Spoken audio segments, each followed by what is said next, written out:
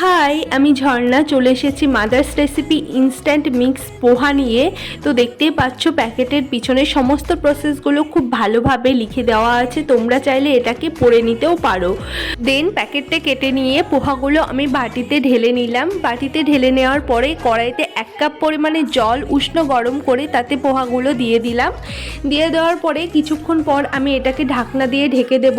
তোমরা চাইলে ঢাকনাটাকে স্কিপ করে যেতেও পারো। দেন 5 সেকেন্ড পর ঢাকনাটাকে আমি তুলে নিচ্ছি।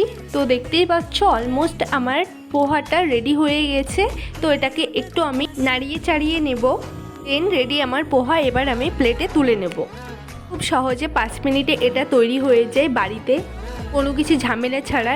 তো তোমরাও বাড়িতে এটা ট্রাই করতে পারো। এটা টেস্টি খুবই সুন্দর এবং এটা টক ঝাল মিষ্টি সমস্ত কিছু ফ্লেভার অ্যাড করা আছে। তো আজকের রেসিপি এতটুকু, পরে দেখা হচ্ছে নেক্সট কোনো ভিডিওর সঙ্গে। ততক্ষণ টাটা, বাই।